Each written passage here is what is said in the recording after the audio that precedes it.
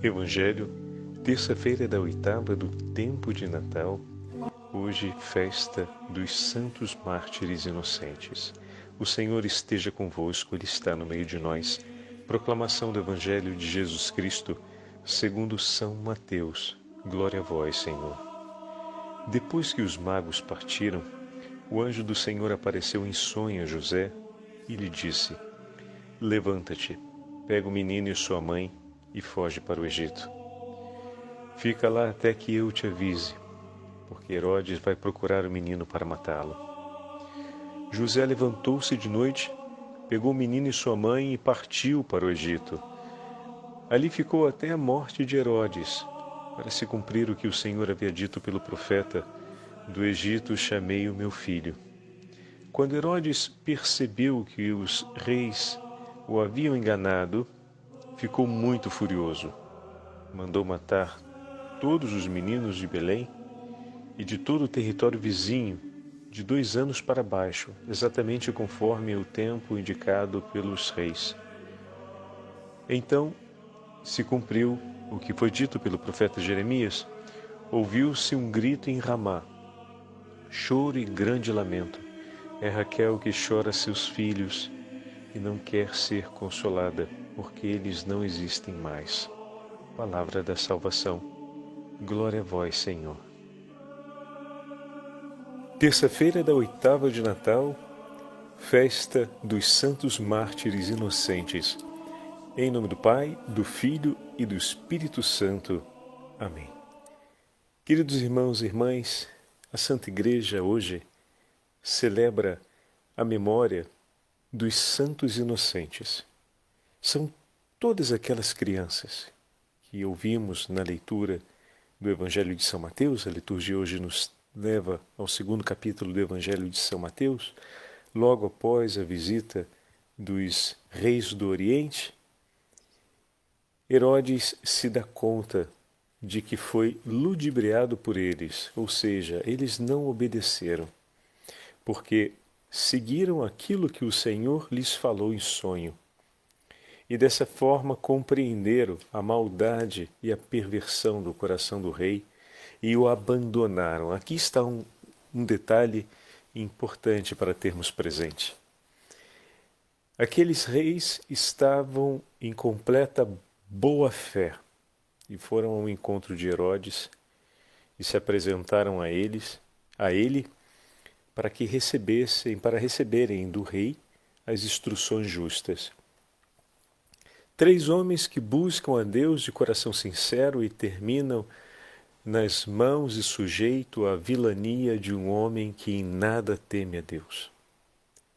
Às vezes pode parecer esse o destino daqueles que buscam a Deus e buscam fazer o bem na sociedade nos nossos dias. Terminam sempre na mão dos perversos. Porém, meus irmãos, não ignoremos o que aconteceu no Evangelho de hoje. Deus vem em socorro deles. E de uma forma, nesse caso, extraordinária, os salva das mãos daquele perverso. Deus jamais abandona seus filhos, Deus jamais abandona aqueles que o temem nas mãos dos perversos. Muitas vezes vamos, por conta da realidade do pecado, nos ver nas mãos daqueles que não temem a Deus. Mas o justo espera sempre no Senhor, e a justiça de Deus não tarda. Ela nos livra das ciladas e nos conduz na estrada da verdade. Herodes tentou orientá-los à cumplicidade de sua perversão, mas Deus os preservou da maldade do coração de Herodes e de tomarem de alguma forma parte no cumprimento dessa mesma maldade, ainda que sem perceberem, porque poderia acontecer deles se tornarem colaboradores sem terem sequer intenção. Mas o Senhor os preservou disso. E a partir do momento em que eles perceberam o que Deus estava falando, se afastaram completamente daquela proximidade nociva. Aqui é o segundo ensinamento importante. Quando nós nos damos conta que estamos em meio a perversos e que, de certa forma, a nossa proximidade com eles pode gerar algum tipo de colaboração ou coparticipação nessa perversão, é hora de tomarmos uma atitude firme e nos afastarmos. Deus ilumina nossa consciência, vem de maneira ordinária ou extraordinária nos revelar essa ameaça. E qual é a nossa atitude? A atitude que os reis do Oriente tiveram? Imediatamente virar as costas e se afastar daquele ambiente, daquela relação, daquela circunstância que poderia levá-los de alguma forma a cooperar com o exercício da maldade, da perversão. Olha que fantástico.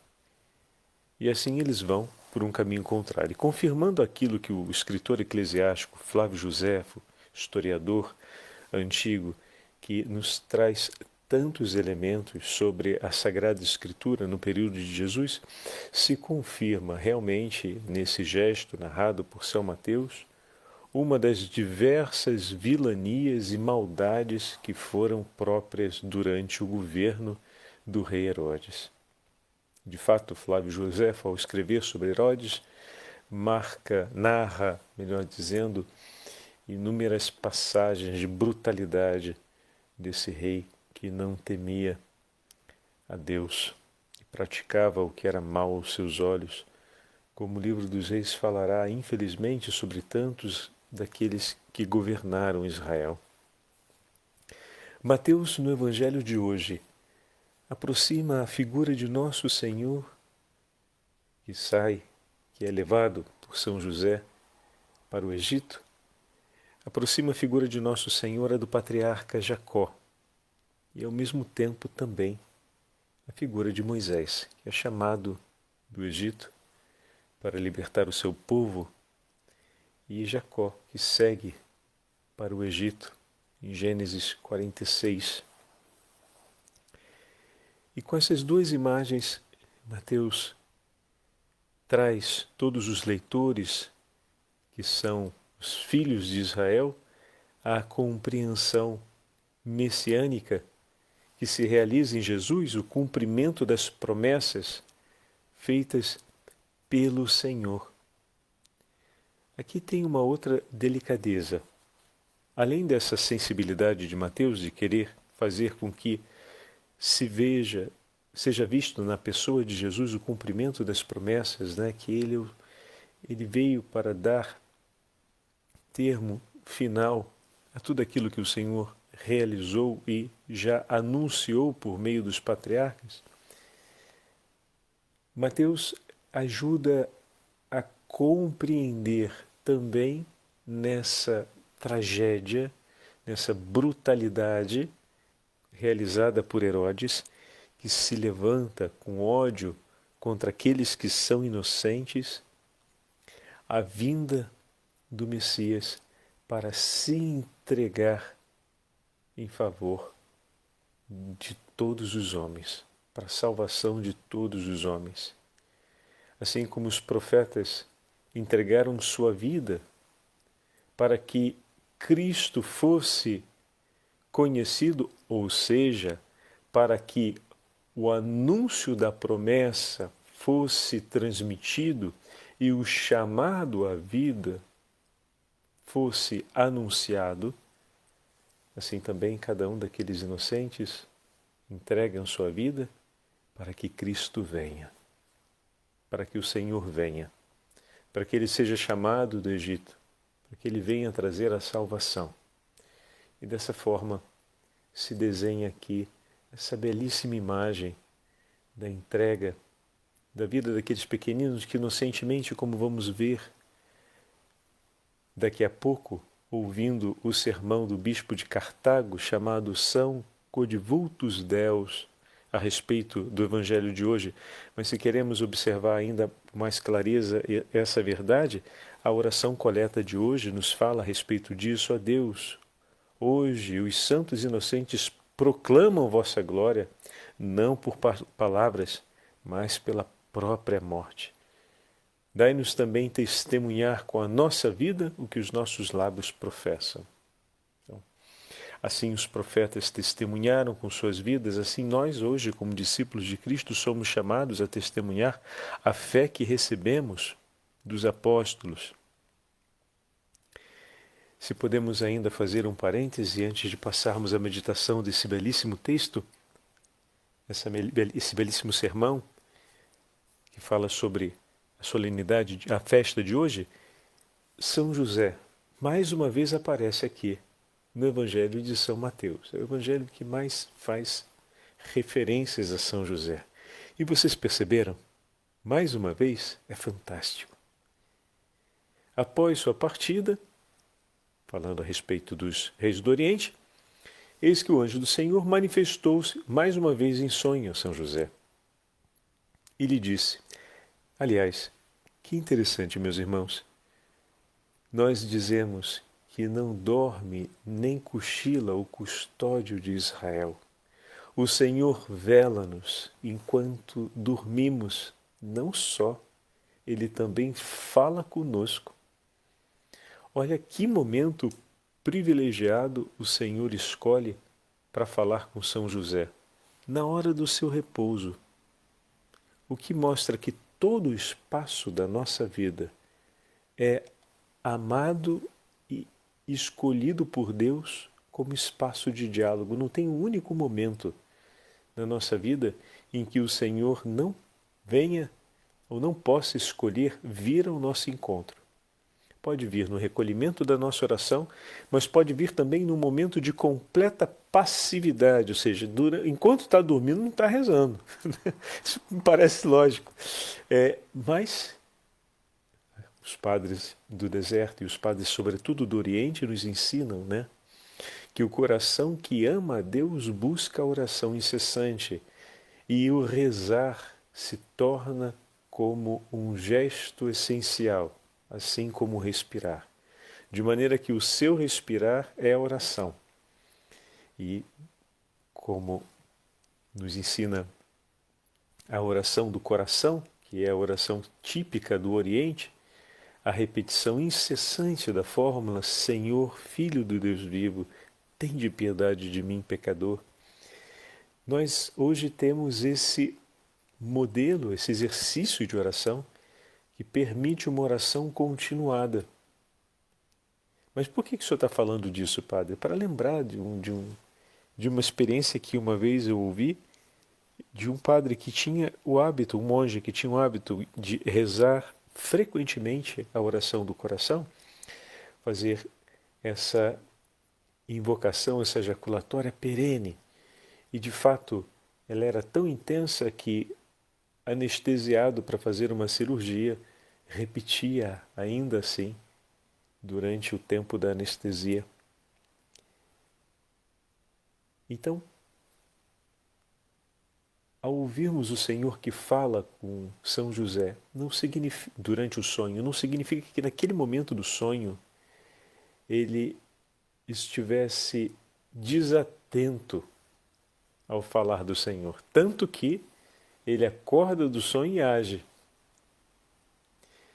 Isso para dizer o quê? O Senhor escolhe o momento que Ele quiser falar conosco. Não tem momento ruim para o Senhor, Ele pode escolher qualquer momento.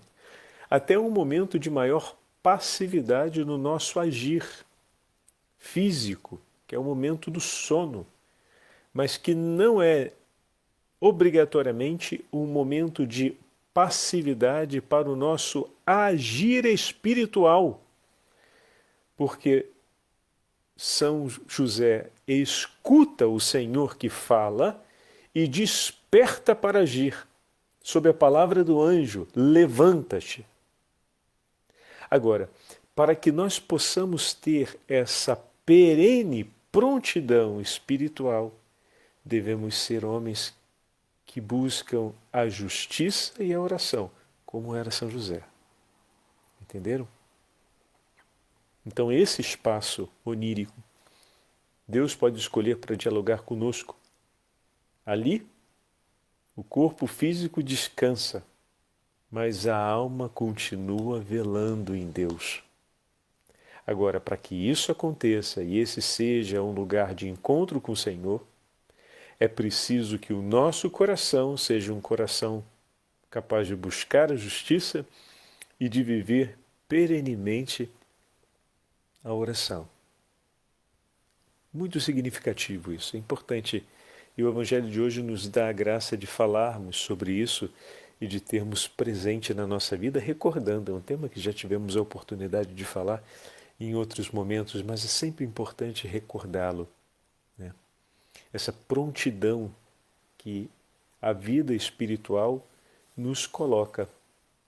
E quantas vezes o Senhor fala conosco mesmo durante o sono, durante o nosso momento da noite? Quantas vezes durante a noite o Senhor já não nos acordou para rezarmos? Obviamente, para que acordemos é preciso que haja uma motivação minimamente fisiológica, né? Que é o despertar em si. A motivação pode ser tantas, pode ser um barulho externo, pode ser uma disposição física, mas enfim, muitas vezes despertamos tendo acabado de ter um sonho muito significativo, ou então, ao despertarmos de noite, nos lembramos de alguém, ou então, durante o sonho nos fez viver uma experiência que nos trouxe alguns afetos, alguns sentimentos, ou a memória a respeito de alguém. Ali talvez o Senhor te esteja chamando para oferecer um momento de oração. Por que não? Por que não, acordando de noite, depois de um sonho com alguém, não dizer ao menos a oração da Ave Maria por aquela pessoa? Ou por que não dizer o eterno repouso, Senhor, concede a Ele? Se durante a noite sonhamos com uma pessoa que já partiu e que nos é tão cara, ou então uma pessoa que nem mesmo conhecemos, mas que no sonho parecia precisar de ajuda. Ou então de agradecermos ao Senhor se naquele sonho tivemos, ou nas lembranças daquela noite, tivemos ao coração alguém por quem sentimos tanta alegria e felicidade. Ou ainda, por que não tomar o terço da Divina Misericórdia e recitar brevemente a oração ao coração do Senhor, cantando a sua misericórdia e suplicando-a em favor das nossas necessidades e as do mundo inteiro. Tudo isso reflete a prontidão desse coração, que está disposto, ao momento que for, levantar para obedecer a Deus. Mas, sobretudo, o coração que está atento à voz desse Senhor e a ouve com atenção e por ela se dispõe. E na continuação do texto, nós vimos que São José, então, versículo 14, ele se levantou, tomou o menino e sua mãe durante a noite e partiu para o Egito. Vocês estão percebendo a prontidão de São José? Ele não esperou o dia seguinte. Ele acordou e seguiu, porque a voz do anjo veio até ele dizendo: levanta-te, toma o menino e sua mãe e foge para o Egito. E São José obedece. Não tem, como já sabemos na Sagrada Escritura, nenhuma palavra de São José. O seu agir é o seu falar. O que o Senhor falou ali é o que está no coração dele. Ele vive a partir disso. Não tem uma segunda palavra que divide espaço no seu coração. Nossa, como nós somos chamados a ter também essa prontidão espiritual, né? Naquilo que vem de Deus, como São José. Ouçamos agora, para completar a nossa meditação, o sermão desse santo bispo cartaginense, São Coadvultus Deus, que no século V escreve esse belíssimo sermão sobre a festa de hoje. Nasceu um pequenino que é o grande rei. Os reis do Oriente chegam de longe e vêm adorar. ainda deitado no presépio, aquele que reina no céu e na terra. Ao anunciarem os reis o nascimento de um rei, Herodes se perturba e, para não perder o seu reino, quer matar o recém-nascido.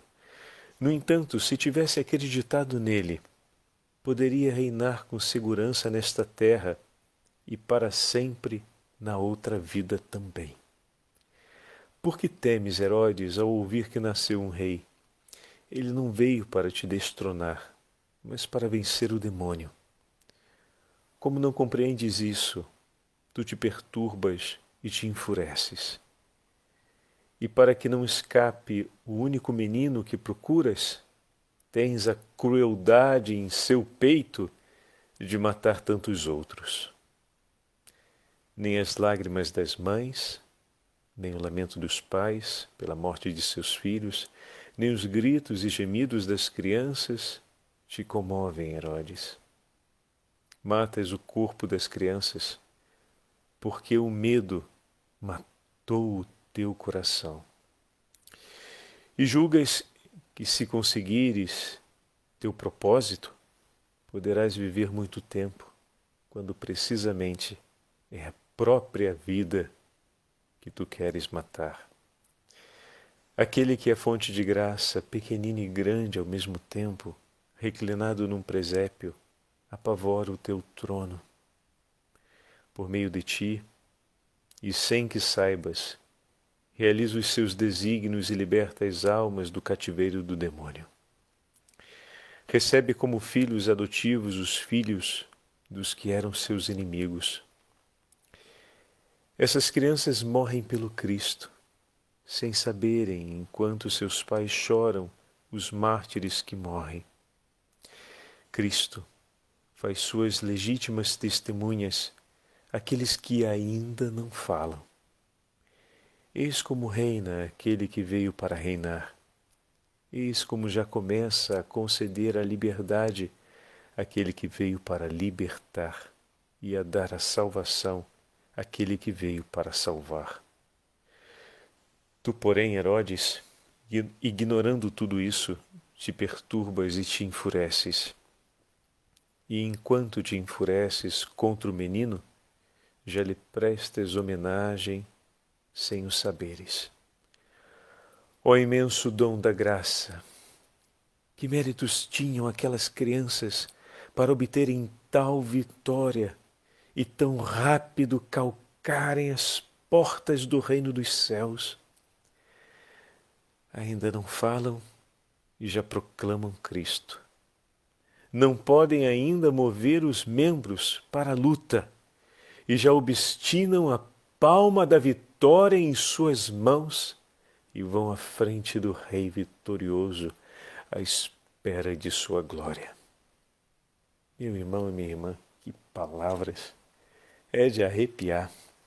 E ao mesmo tempo, como o Santo Bispo nos ajuda a perceber a insensatez de Herodes. Como foi capaz de cometer tamanha barbárie e como aquele que se levanta contra Deus não impede em nada o cumprimento dos desígnios de Deus. Só Deus tem o poder de transformar tanto ódio e hostilidade em graça abundante em favor de muitos. Que esse Evangelho de hoje renove em nosso coração a esperança diante das tragédias que acompanhamos e que muitas vezes sofremos as consequências nesse tempo. E de maneira particular, rezemos hoje por todos os pequeninos que foram vítimas e são vítimas da brutalidade e da maldade dos homens, que por conta da perversão de seus corações e pela a completa ausência do temor a Deus, se levantam contra esses inocentes e atentam contra suas vidas, em tantos modos e maneiras. Rezemos pela conversão desses perversos, confiemos o pranto de tantos pais e mães